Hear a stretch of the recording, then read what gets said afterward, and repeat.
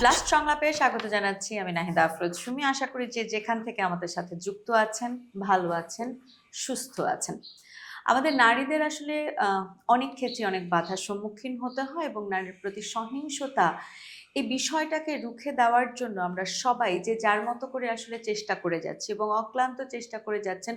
বাংলাদেশে যারা আসলে নারীদেরকে অধিকার পাইয়ে দেওয়ার জন্য কাজ করে যাচ্ছেন এমন সকল সংগঠন এবং সেই সাথে সরকার কর্তৃকও নানা রকমের আইন কানুন অনেক কিছুই রয়েছে শুধুমাত্র নারীর প্রতি যেন সহিংসতা বন্ধ হয়।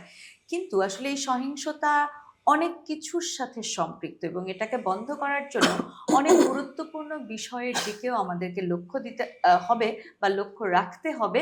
সেই লক্ষ্য রাখার যে বিষয়গুলো তার মাঝখান থেকে একটি বিষয় নিয়ে আজকে আমরা কথা বলবো। আজকের আলোচনার বিষয়বস্তু হচ্ছে ভুক্তভোগী ব্যক্তি ও সাক্ষী সুরক্ষা খসড়া আইন প্রণয়নের প্রয়োজনীয়তা বিষয়ক আলাপচারিতা। এবং এই আলাপচারিতায় আমাদের সাথে আজ যুক্ত আছেন একজন আমন্ত্রিত অতিথি, যিনি advocate Ruma Sultana, programme coordinator মানুষের জন্য ফাউন্ডেশন। আপু স্বাগত জানাচ্ছি আজকে ব্লাস্ট সংলাপে। আশা করি আপনি ভালো আছেন এবং আপনার প্রতি অনেক কৃতজ্ঞতা আমাদেরকে সময় দিলেন আজকের এই আয়োজনে। আমি যদি একদম সরাসরি আপু প্রশ্নের দিকেই আসি বা টপিকের দিকে আসি, যে কোনো সহিংসতায় ভুক্তভোগী ব্যক্তি বা নারী মামলা চলাকালীন সময়ে আসলে কি কি ধরনের প্রতিবন্ধকতার সম্মুখীন তারা হন? আমরা যখন কোনো সহিংসতার ঘটনা হয় কোনো নারীর প্রতি, বেশিরভাগ ক্ষেত্রে দেখা যায় যে আসলে যে খুবই হয়তো যার মানে প্রভাবশালী ব্যক্তি, যার পার্টিজান শেল্টার আছে, এই ধরনের প্রভাবশালী ব্যক্তি দ্বারাই কিন্তু বেশিরভাগ ঘটনাগুলো হয়। তো সেখানে যখন এটা মামলা হয়ে যায়, প্রথম কথা মামলা হওয়াটাই আসলে অনেক মানে বাধার সম্মুখীন হয়। কারণ যে যখন ওই এলাকাতে সে থানায় যাবে মামলা করতে, তখনই তাকে অনেক প্রতিবন্ধকতার সম্মুখীন হতে হয়। প্রথম কথা হচ্ছে, যেহেতু প্রভাবশালী ব্যক্তি, থানা অনেক সময় সেটা মামলা নিতে চায় না, এবং থানায় যারা পুলিশ অফিসার আছে অনেক সময় তারা কিন্তু একটা নেতিবাচক দৃষ্টিভঙ্গিও থাকে নারীর প্রতি, যে নিশ্চয়ই তারও কোনো দোষ ছিল, না হলে কেন এই ধরনের ঘটনা ঘটলো। জি। তো এই ধরনের পুরুষতান্ত্রিক যে মনোভাব, সেটাও একটা বিষয় কাজ করে। খুব একটা নিরপেক্ষভাবে বিষয়টাকে তারা ডিল করা বা ওইভাবে মানে বিবেচনা করে না। আর সেখানে যদি প্রভাবশালী ব্যক্তি হয় তাহলে তো কোনো কথাই নাই। তো সেখানে দেখা যাচ্ছে সেই মামলাটা নিতে গিয়ে অনেক জটিলতা, বা আদৌ হচ্ছে কিনা, অথবা সেখানে যদিও সে এখানে হয়তো মামলাটা হলো কোনোভাবে পুলিশ স্টেশনে, তারপরে দেখা গেল তাকে যখন অ্যারেস্ট করার বিষয় থাকে, দেখা গেল যে অ্যারেস্টই হচ্ছে না, আসামি পালিয়ে বেড়াচ্ছে। তো এখানে যখন তাকে অ্যারেস্ট করার কোনোভাবে হলো, হয়তো দেখা গেল যে আবার প্রভাবশালী মহলের ফোন বা তাদের থ্রেট, হুমকি, এগুলোর কারণে থানা দেখা গেলো মানে ওখানে থাকলে অল্প সময়ের মধ্যে সে আবার ছাড়াও পেয়ে যাচ্ছে। এগুলো আমরা অহরহ দেখি, পেপার পত্রিকা, আমাদের যারা অনেক দিনের কাজের অভিজ্ঞতা, আমরা প্রায়ই দেখি এই জিনিসগুলো। তো সেখানে যখন মামলা হয়ে যায়, তখন কিন্তু মামলার আগেও যেমন ওই শুধু ওই ভিকটিম না, যে সহিংসতা শিকার যে নারী ভুক্তভোগী আছে বা আছে, শুধু সে না, তার পরিবারও কিন্তু একটা বিরাট হুমকির মধ্যে থাকে, তার আত্মীয় স্বজন, পরিবার। এবং এখানে যখন মামলা হয়ে যাচ্ছে তখন তার পরিবার আরো বেশি থ্রেটের মধ্যে পড়ে, এবং ভুক্তভোগী নারীও থ্রেটের মধ্যে পড়ে। তো যখন সে যখন মামলা হলো, তো তারপরে তার সাক্ষীর বিষয় থাকে, তার ভিকটিমের হাজিরার বিষয় থাকে কোর্টে। তো এই কোর্টে হাজিরার বিষয়ে সে যাতে কোর্টে হাজির হতে না পারে, সেই জন্য কিন্তু তার প্রতি অনেক ধরনের হুমকি থাকে, যত রকমের বাধা আছে ওখানে যাওয়া পর্যন্ত। দেখা যায় যে এই হুমকির কারণে অনেক সময় কিন্তু সে কোর্টে হাজির হচ্ছে না। যদিও মামলা ট্রায়াল শুরু হলো, মামলা হয়ে গেল, কিন্তু ট্রায়ালে কিন্তু তার এই যে ভুক্তভোগী আছে, সাক্ষী আছে, তারা কিন্তু ঠিক মতো সময় উপস্থিত হতে পারছে না, এবং এভাবে কোর্টে ট্রায়াল ডেট হাজির হতে পারছে না। তো যার কারণে এটা অনেক লেন্দি হয়ে যায়। আপা, কয়টা এরকম কোন নিয়ম আছে কিনা যে পরপর এত কয়েকটা সেশনে যদি অ্যাটেন্ড না করতে পারেন তাহলে আসলে অটোমেটিক্যালি এই মামলাটা নিয়ে আর আগাবে না? সেরকম কোনো কিছু মানে ওটা নাই। কারণ হলো যে একটা যেটা হচ্ছে যে এখানে কিন্তু নারী শিশু নির্যাতন দমন আইনেও কিন্তু পরিষ্কারভাবে যেটা প্রভিশন আছে, যেটা হচ্ছে এই তাকে হাজির করার ব্যাপারে কিন্তু পাবলিক প্রসিকিউটর এবং পুলিশ কর্মকর্তার একটা দায়িত্ব আছে যে তাকে ডেট অনুযায়ী হাজির করা ভিকটিম এবং উইটনেসকে। জি। তো সেটা দেখা গেল যে এই আইনে পরিষ্কারভাবে বলা আছে যে এই যে মামলাটা নরমালি এই ধরনের নারীর প্রতি সহিংসতা মামলাগুলো 180 কর্মদিবসের মধ্যে শেষ হওয়ার কথা, ট্রায়াল শুরু হওয়ার পর থেকে, যখন থেকে শুরু হবে। তো যখন এইভাবে দেখা যাচ্ছে যে শেষ হলো না মামলাটা, মানে যে স্টিপুলেটেড যেটা টাইম আছে যে এর মধ্যে হওয়ার কথা শেষ হলো না, তখন কিন্তু এই পুলিশ যে পাবলিক প্রসিকিউটর এবং পুলিশ অফিসার তাদের যে অব্লিগেশন আছে তারা এটা রিপোর্ট করবে যে কেন তারা শেষ করতে পারলো না। কিন্তু আমরা কিন্তু এই ধরনের মনিটরিং এবং যে জবাবদিহিতার বিষয়গুলো আছে সেটা কিন্তু আমরা আসলে আইনের প্রয়োগের ক্ষেত্রে দেখি না। তো ওইটা যদি ওই আইনটা যদি প্রয়োগ হয় তাহলে কিন্তু এই সমস্যাগুলো অনেকটা কেটে যেত।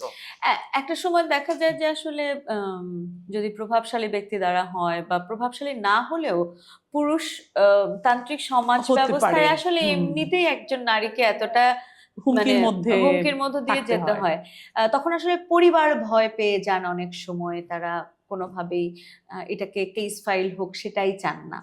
আবার পরিবার যখন বুঝেও যান যে আচ্ছা ঠিক আছে মেয়ের পাশে দাঁড়াতে হবে, তখন আসলে সামাজিক একটা প্রেশার থাকে। আর তারপরে এসে তো আসলে যিনি এই ধরনের মানে ওই সামাজিক চাপ যেটা আপনি বলছিলেন এটার একটা বড় চাপ, মানে এখানে ধরেন একটা রেপের ঘটনা ঘটলো তাহলে সেই পরিবার কিন্তু এটা একদম চেপে যেতে চায় যে এটা তারা বলবেই না, প্রকাশ করবে না। বলতে গেলে মেয়ের বিয়েই হবে না।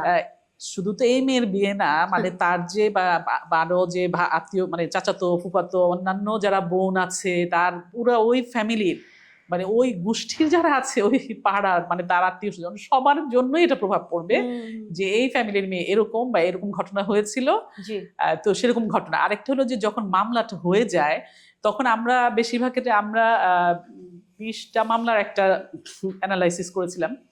তো সেখানে দেখা গেছে যে যেমন একটা মেয়ের এরকম 14 বছর বয়সে ঘটনা হয়েছিল, তো মামলা হয়েছে, মামলা এখন দেখা গেল 5 বছর যাবত এটা কোনো মানে ওরা কোনো হাজির করে না বা কিছু করে না, অনেক লেননি, মানে 5 বছর মামলা হয়ে গেছে, এটার কোনো আগাচ্ছে ওইভাবেই আছে।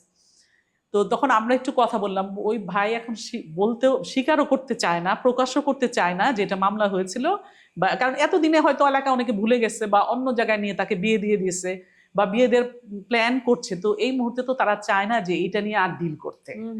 এটা কোনো রকম এখন চাপা পড়ে গেছে, চাপাই পড়ে যাক, ওরা হয়তো এখন নতুন ভাবে তার বোনের কোনো ব্যবস্থা করবে, মানে এরকম ঘটনা কিন্তু অনেক ঘুরি ঘুরি আছে।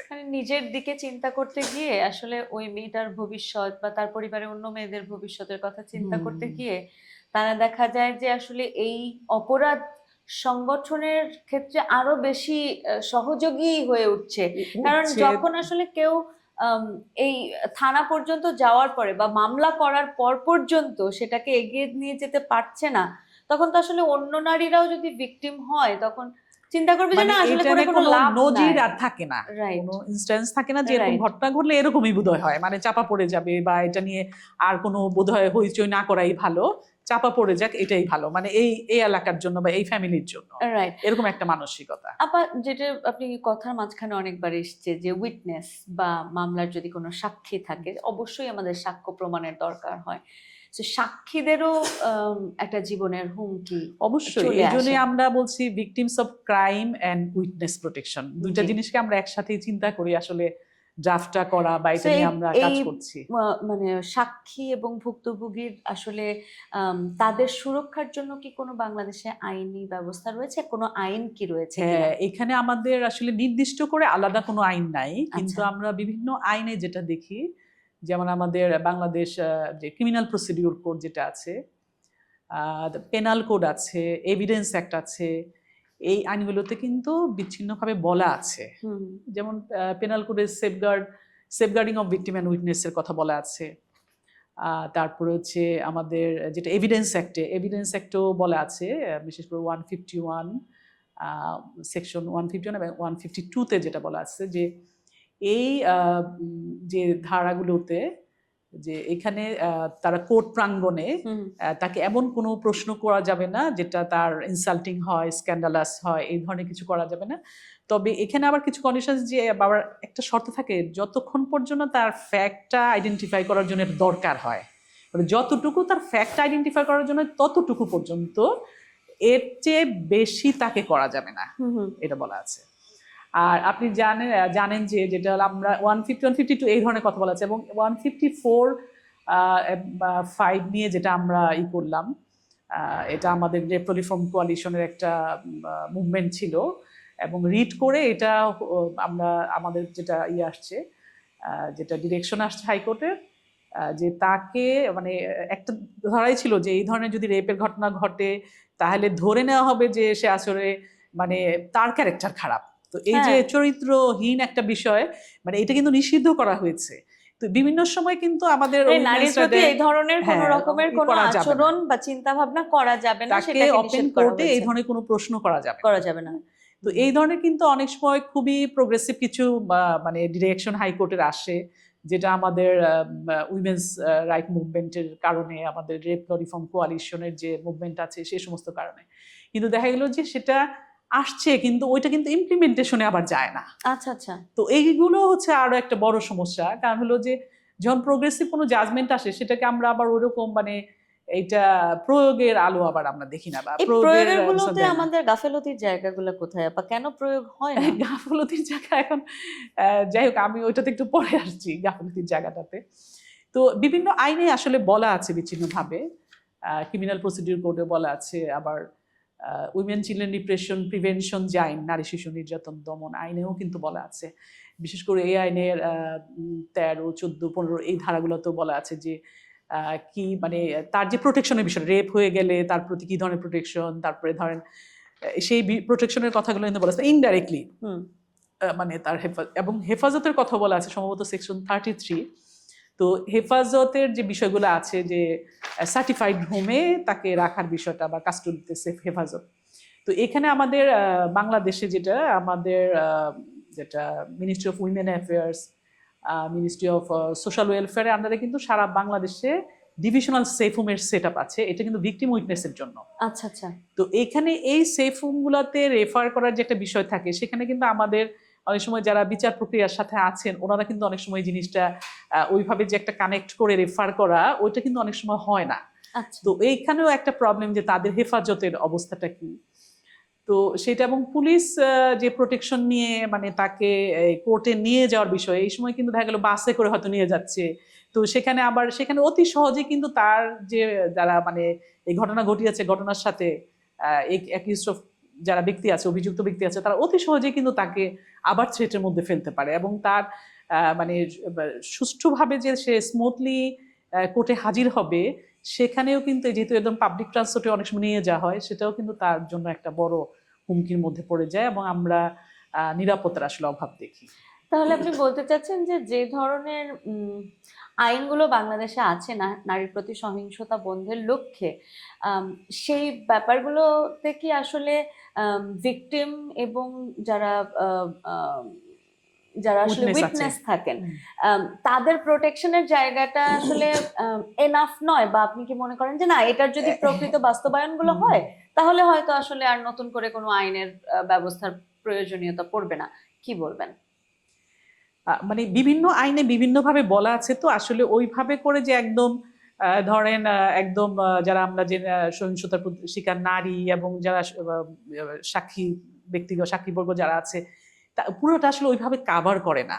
আচ্ছা। একটা তো ইমপ্লিমেন্টেশন গ্যাপ আছে, আরেকটা হলো যে ল এর গ্যাপটাও আছে, কারণ বিভিন্ন জায়গায় বিচ্ছিন্ন ভাবে বলেছে, কম্প্রিহেন্সিভ ওয়েতে আসলে কোনো ল নাই ভিকটিম প্রোটেকশন, এইটা খুব দরকার। তাহলে আপনি মনে করেন যে এই জায়গাগুলোতে আসলে দরকার। আর এবং বিভিন্ন হাইকোর্টের যে বিভিন্ন ডিরেক্টিভ যেগুলি আছে মানে বিভিন্ন সময়ে, এখানেও কিন্তু দেখা গেছে যে যারা এই সাক্ষীর অভাবে অনেক মামলা ধরেন এরকম খুব লেন্দি হয়, তখন কিন্তু ডিরেকশনগুলো আসছে যে হয়তো সরকারের প্রতি একটা ডিরেকশন আছে যে অতি শীঘ্রই এই আইনটা করা হোক।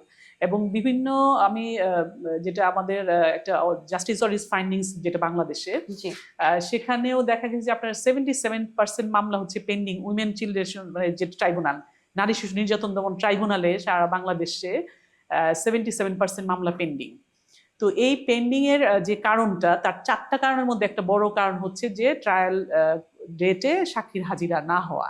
তো সেখান থেকেও একটা কিন্তু মানে সরকারের উপরও একটা চাপ আছে যে এই ভিকটিম এবং যে সাক্ষী সুরক্ষা আইন প্রণয়নের ব্যাপারে তাদের আরো উদ্যোগ নেওয়া প্রয়োজন। তাহলে ভিকটিম এবং সাক্ষী সুরক্ষা আইনটা আসলে অনেক বেশি প্রয়োজন এই ব্যাপারটা। এবং আমি আরেকটা একটু রেফারেন্স দিতে চাই, আমরা 2020 সালে একটা স্টাডি করেছিলাম মানুষের জন্য ফাউন্ডেশন থেকে। ওখানে স্টাডিতে যেটা আসছে যে 69% ভিকটিম এবং উইটনেস যখন তারা সাক্ষী দিয়ে কোর্ট থেকে বের হচ্ছে, কোর্ট থেকে বের হওয়ার পথে 69%ই হচ্ছে অনেক ধরনের হ্যারাসমেন্টের শিকার হয়, হ্যারাসমেন্ট, ইন্টিমিডেশন, থ্রেট, এই ধরনের শিকার। তাহলে বলেন আপা যে আসলে কেন এই দেশের মানুষ, যদি এমনিতেই তো একটা বিপর্যস্ত অবস্থা তাদের থাকে, যে কোনো ধরেন সহিংসতা বলতে কি একজন নারীকে হয়তো তার হাজবেন্ড দ্বারা সে হয়তো মার খাচ্ছে, ডোমেস্টিক ভায়োলেন্স আছে, রাস্তায় কোনো ছেলেদের দ্বারা নারী উত্তক্ত, যৌতুকের জন্য নির্যাতন, আমরা তো একদম অহরহ দেখি। একদম। এর পাশাপাশি আসলে ধর্ষণ আছে। ধর্ষণ তো একটা বিশাল মানে বড় সামাজিক ব্যাধি আসলে, আর এবং ক্রিমিনাল অফেন্স। এবং এটার জন্য যেই আইনগুলো রয়েছে সেগুলো আসলে যদি বাস্তবায়ন করা হয় তাহলে আসলে, বা এই সুরক্ষাটা যদি আমরা পেতে পারি সম্পূর্ণরূপে, তাহলে আসলে সামনে আমাদের এক্সাম্পল সেট হয়ে যায় যে এই ধরনের অপরাধ করলে আসলে আমার ডেথ সেন্টেন্সও হতে পারে। এই ব্যাপারটা আসলে মানুষের মধ্যে একটা ভীতির তৈরি হয়ে যাওয়ার কথা। কিন্তু যখন এতখানি গ্যাপ, সেখানে নারীরা কি করে এগিয়ে আসবে আসলে মামলা করার জন্য বলেন, এবং সেটাকে এগিয়েই বা নিবে কি করে? আপনি যেটা বললেন যে আসলে ডেথ সেন্টেন্স বিষয়টা, তো আমাদের এটা নিয়ে আবার একটু ডিবেট আছে। এটা বোধহয় 2023-এ বোধহয় মানে এটা গভর্নমেন্ট আবার একটা ডেথ সেন্টেন্স করলো যে ধর্ষণ ঠেকানোর জন্য। তো ওইটা কিন্তু ওটাই কিন্তু আসলে মানে সমাধান না আসলে। মানে এটা নিয়ে আবার আমরা যে এটা তো একটা মানবাধিকারের মানে ইয়েতে যাচ্ছে, এগেইনস্টে যাচ্ছে, মানে ব্রডার হিউম্যান রাইটস আসপেক্টে যদি বলি। তো এইটা একটা বিষয়। আর কথা হলো যে আসলে সবার মধ্যে যদি ধরেন দুই একটা শাস্তির ঘটনা ঘটলে হয়তো একটা ওটা একটা দৃষ্টান্ত তৈরি হতে পারে, এবং সেই শাস্তিগুলোর নিউজটা আসলে সবার দ্বার পর্যন্ত যাওয়া উচিত। ওইটা একটা জিনিস। আমার মনে হয় কি, আমি যেটা বলতে চাই সেটা হলো যে আসলে আমরা প্রিভেনশন সাইডে কাজ করা অনেক বেশি জরুরি। যে আমরা নারী এবং শিশুর প্রতি সহিংসতা রোধে প্রিভেনশন সাইডে এখনো অনেক বেশি কাজ করা দরকার। কারণ ঘটনা যখন ঘটে গেল ধরেন, তাহলে তো যার সমস্যা বা যে হয়ে গেল, সেখানে আমাদের সবার মধ্যেই যাতে আমাদের যেটা আমাদের যে চিন্তাধারা, সচেতনতা, এবং আমাদের যে এই যে নেগেটিভ সোশ্যাল নর্ম যেগুলি আছে সেগুলোকে কিভাবে ইতিবাচক দিকে টার্ন করা যেতে পারে। এবং এখানে আমরা সোশ্যাল ওয়ার্কার যারা আছে এবং কমিউনিটি ভিত্তিক যারা ধরেন লিডার্স আছে, উইমেন লিডার্স বলি, ইয়ুথ যারা আছে, মেন বয়েজ, মানে তার একসাথে আসলে সামগ্রিকভাবে যদি এটা আমরা মানে না করতে পারি, রুখে দাঁড়াতে না পারি, তাহলে কিন্তু মানে এটা আসলে ওইভাবে বন্ধ হবে না, মানে কমবে না। একদম একদম। ভুক্তভোগী ব্যক্তি এবং সাক্ষী সুরক্ষা আইন প্রণয়ন যদি হয়, বা আইনটাকে যদি আসলে খসড়া থেকে সম্পূর্ণ আইনে নিয়ে আসা হয়, সেক্ষেত্রে আসলে এই যে ধর্ষণ অপরাধের যারা মানে ভুক্তভোগী নারী, তাদের ক্ষেত্রেও কি আসলে এই আইন ভূমিকা রাখতে পারবে বলে মনে করেন? বড় একটা পরিবর্তন আসতে পারে? অবশ্যই। আমাদের আসলে মানে আমরা রেপ ল রিফর্ম কোয়ালিশন থেকে আমাদের যে 10টা দাবি, তার মধ্যে একটা দাবি কিন্তু এই ভিকটিম উইটনেস প্রোটেকশন মানে আইনটা হওয়া। এবং এইটার পিছনে আমরা তো এতক্ষণ ব্যাকগ্রাউন্ড নিয়ে কথা বললাম যে এই জিনিসগুলো আছে, কিন্তু তারপরেও এইটা মানে অবশ্যই নারী এবং কন্যা শিশু যাদের প্রতি সহিংসতা হচ্ছে এবং বাড়ছে দিনে দিনে সহিংসতা, তাদের জন্য অবশ্যই এটা দরকার। কারণ আমরা দেখতে পাচ্ছি যে অন্যান্য আইনে যে প্রোটেকশন আছে সেটা দিয়ে কিন্তু ওইভাবে কাভার হচ্ছে না। তো এখন আমরা যখন আবার victims of crime and witness আইন বলবো, আমরা কিন্তু শুধু আবার এখানে যেহেতু একটা জেনারেল ল, এটা কিন্তু শুধু নারী এবং কন্যা মেয়ে শিশুদের জন্য না, একদম শুধু তাদের যে কোনো ব্যক্তি ভিকটিমস অফ ক্রাইম যদি সে হয়, তাহলে কিন্তু সেই এই আইনের মানে একটা এটা কিন্তু কাভারেজটা আসলে একটু ব্রডার হবে, একটু ব্যাপকভাবে হবে। কারণ আমরা যে উদ্দেশ্য আমাদের, যদি আমরা ওইটা এভাবে না করি, শুধু একটা জনগোষ্ঠীর জন্য না, মার্জিনালাইজ যারা এই ধরনের হুমকির মধ্যে থাকে, যাদের প্রতি সহিংসতা হয় এবং পরবর্তীতে সহিংসতা হয়ে গেলে তার যে প্রোটেকশনগুলো পাবে, কিভাবে তার মানে অধিকার সংরক্ষিত হতে পারে, সবগুলা বিষয়ের জন্য কিন্তু একটা সামগ্রিক আইনটা দরকার, সবাইকে, সব মার্জিনালাইজড এবং কমিউনিটিকে কভার করে আইনটা হওয়া প্রয়োজন। এবং সেই চিন্তার জায়গা থেকেই ধর্ষণ আইন সংস্কার জোট বিদ্যমান যে খসড়া আইন আছে সেই আইনের ক্ষেত্রে মানে আইনটাকে প্রণয়নের জন্য অনেক বেশি মানে ভূমিকা পালন করছে। আপনাদের এই ভূমিকার জায়গাটা সম্পর্কে জানতে চাই, এবং আমি জানি যে সেখানে মানুষের জন্য ফাউন্ডেশন, ব্লাস্ট, অনেকেই মিলে আসলে রয়েছেন এই জোটের মধ্যে। এটা আমরা মানে আমাদের যে রেপ ল রিফর্ম কোয়ালিশন যে মানে জোট আছে, ধর্ষণ আইন সংস্কার জোট, এটা অনেক আগে থেকে আসলে জোটের সদস্যরা আলাদাভাবেও যেমন চিন্তা করেছে, আমরাও আলাদাভাবে চিন্তা করেছি যে এটা মানে, এবং উইমেন্স রাইট মুভমেন্টেরও একটা বড় দাবি যে ভিকটিম উইটনেস প্রোটেকশন আইনটা হওয়া দরকার, যেহেতু নারীরা এইভাবে সহিংসতার মধ্যে পড়লে তাদেরকে রক্ষা করা বা ওইভাবে প্রোটেকশন দেওয়ার কিছু নাই। এবং আমরা ওই চিন্তা থেকে, এবং আমরা অনেক বছর বাংলাদেশে যেমন 2000 আমরা মানে গত 20 বছরে এই নারীর প্রতি সহিংসতা রোধে এবং তার যাতে প্রোটেকশন হয় সেটা আমরা মানুষের জন্য ফাউন্ডেশন থেকে অনেক কাজ করেছি, প্রায় বাংলাদেশের সবগুলো জেলা কভার করে আমাদের কাজ করেছি। তো সেখান থেকে আমাদের একটা অবজারভেশন এবং মানে খুবই গভীরভাবে আমরা আসলে এটা ভেবেছি যে আসলে এটা খুবই দরকার।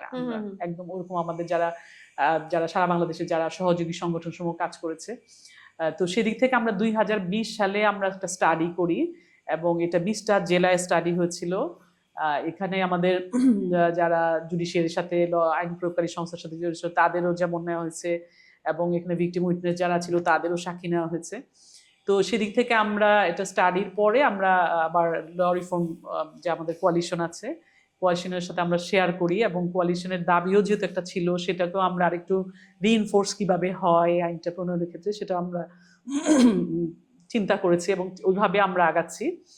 তো সেখানে আমরা ওই 2020-এ আমরা স্টাডিটা হওয়ার পরে 21 সালে আমরা বিভিন্ন মহলের সাথে কনসালটেশন করে, প্রফেশনাল গ্রুপস আছে, আমাদের সিভিল সোসাইটি অর্গানাইজেশন আছে, আমাদের ধর্ষণ আইন সংস্কার যারা সদস্য আছে, সবার সাথে আলাপ আলোচনা করে আমরা কিন্তু এটাকে আরো কিছু মানে এখানে যে কিছু আমরা আরো রিকমেন্ডেশন যাদের যাতে ছিল আমরা ওগুলোকে যুক্ত করে একটা ড্রাফট আইন আমরা 21 সালে এটা আইনমন্ত্রীর কাছে এবং আইন মন্ত্রণালয়ে জমা দিয়েছি।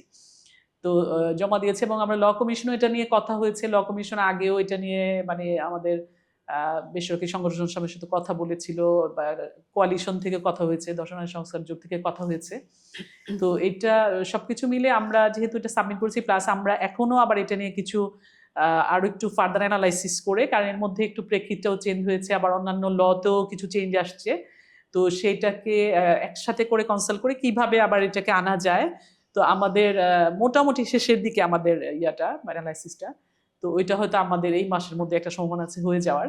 তো তারপরে আমরা মনে করি যে এখানে যদি সরকারের সদিচ্ছা থাকে, এবং এটা যেহেতু খুব একটা মানে খুব একটা কনফ্লিক্টিং ল না, সবাই চায় এখানে জাজ, লয়ার, জাস্টিস অনেকেই মানে যারা মানে এটা হওয়ার ক্ষেত্রে কোনো আসলে বাধা নেই, মানে ওরকম কোনো কনফ্লিক্টিং কিছু নাই। তো সেই ক্ষেত্রে কিন্তু এটা হতে পারে, এবং আমরা যেহেতু এটা সাবমিট করেছি এবং সরকার যদি আমাদেরকে সেভাবে আবার আমাদের কাছে মানে আমরা আবার যদি এটা আমাদের অ্যানালাইসিস দিয়ে আবার সাবমিট করি, তো আমাদের ইচ্ছা আছে করার, এবং আমরা চাই যে ইতিবাচক কিছু একটা আমরা সাড়া পাবো, ইনফরমেশন বা কোনো একটা বা অগ্রগতির দিকে আমরা আগাবো সেটা আমরা আশা করছি। জি, অনেক অনেক ধন্যবাদ আপা, আমাদেরকে সময় দিলেন এবং অত্যন্ত গুরুত্বপূর্ণ একটা বিষয়কে আবার সবার সামনে তুলে ধরলেন, তার জন্য অনেক কৃতজ্ঞতা জানাই। খুব ভালো থাকবেন। ধন্যবাদ আপনাকে। সুপ্রিয় দর্শক যারা সাথে ছিলেন সবাইকে ধন্যবাদ জানাই প্লাস সংলাপে আমাদের সাথে থাকবার জন্য, এবং তার পাশাপাশি এতটুকু বলতে চাই যে আইন প্রণয়ন হবে, আইনি সহযোগিতাও আমরা চাইব, সকল কিছুই আমাদের পক্ষে থাকবে, কিন্তু তারপরেও না আমাদের অনেক বেশি সচেতনতার দরকার। কারণ আপনি সচেতন হবেন, আপনার পরিবারের সদস্যরা সচেতন হবে, তাহলে আসলে ধর্ষণ কিংবা নারীর প্রতি সহিংসতা কোনো বিষয়ই আসলে আর তখন সামনে আসবে না। তাই সবার আগে প্রয়োজন আমাদের রুখে দাঁড়ানো, আমাদের চিন্তা শক্তির প্রসার ঘটানো, তবেই একটা সুন্দর সমাজ ব্যবস্থা আমরা পেতে পারি, সুন্দর একটা দেশ আমরা পেতে পারি। সবাই খুব ভালো থাকবেন, আবারও কথা হবে ব্লাস্ট সংলাপে। ততক্ষণ পর্যন্ত আজকের মতো বিদায় জানাচ্ছি।